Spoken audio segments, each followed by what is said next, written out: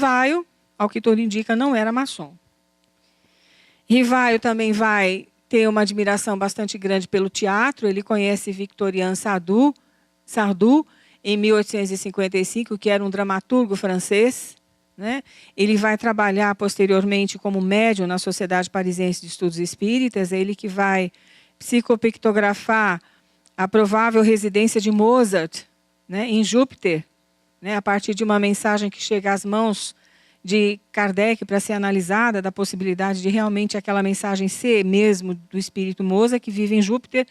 E o Victorien Sardou vai, então, pintar a casa onde Mozart reside no planeta Júpiter, né, que é de uma quintessência bastante aprimorada, não é um mundo como o nosso, né, um mundo mais sutil, onde a matéria é mais sutil. Essa informação está na Revista Espírita de 1858. Para encerrar essa parte, nós vamos falar um pouquinho sobre uma peça de teatro que teve uma influência muito grande sobre a vida do Rivaio, que está aqui também no livro biografado, na página 199. Ele fala-se de uma peça teatral chamada Os Efêmeros. Seria tão importante que essa peça fosse encenada hoje, porque ela é tão interessante. Ela diz assim: ele não esqueceu jamais essa peça quando ele assistiu quando era jovem, porque trazia o quadro da vida humana visto do alto. A cena se passa no país dos efêmeros, cujos habitantes só vivem 24 horas. No espaço de um ato, isso é Kardec falando, né? Rivaio. No espaço de um ato, vemos-los passar do berço à adolescência, à mocidade, à maturidade, à velhice, à decrepitude e à morte. Nesse meio tempo se realizam todos os atos da vida em prodigiosa rapidez, o que não impede a eclosão de intrigas, de ambições desmedidas, da inveja, com todas as suas consequências desastrosas.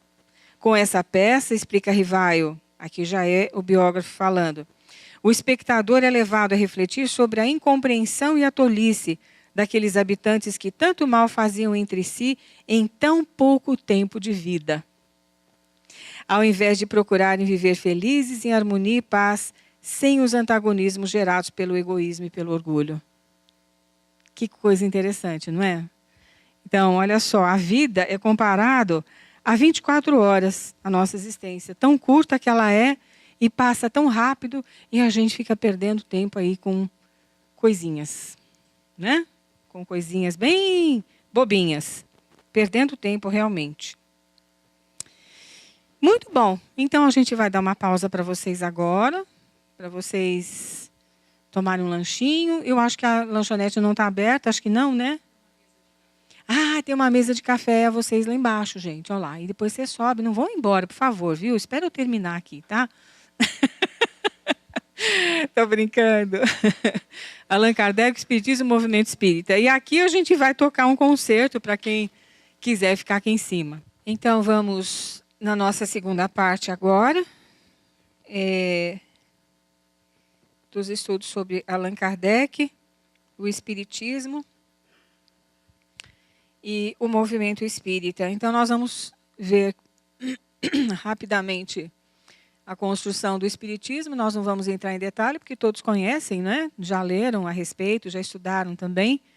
E o movimento espírita, como era o movimento espírita na época de Allan Kardec. Talvez a gente, se der tempo, dê umas pinceladas também sobre como era o movimento espírita no Brasil, no começo da implantação do espiritismo aqui entre nós.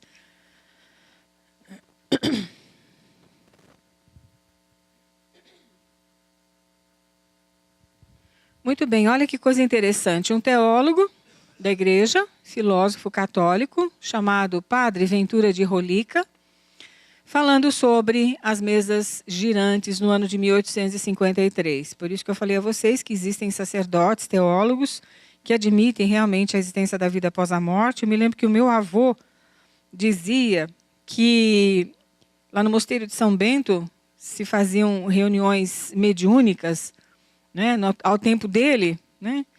Então, para a igreja não é totalmente estranho o fato da mediunidade e dos fenômenos ocorridos em função dela. Então, as mesas girantes, ele dizia, são o maior acontecimento do século. Isso ele disse num jornal francês. Em 1856, o Santo Ofício condena o fenômeno, dizendo serem consequência de hipnotismo e magnetismo, chamando de hereges os que intermediavam, tais fenômenos. Aqui já é uma postura de outra parte da igreja. Essa foto aqui é uma foto de um jornal francês da época satirizando os fenômenos.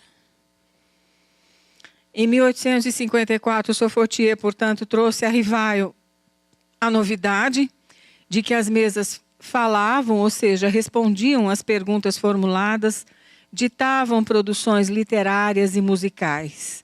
Foi quando Rivaio viu que existia alguma coisa por trás do fenômeno, algo mais contundente do que apenas o magnetismo, ao qual ele estava se dedicando desde então, o estudo mais aprofundado.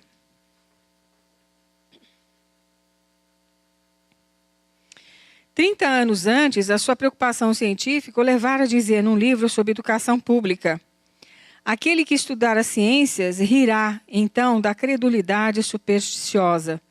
Não mais crerá em espectros e fantasmas, não mais aceitará fogos fátuos por espíritos.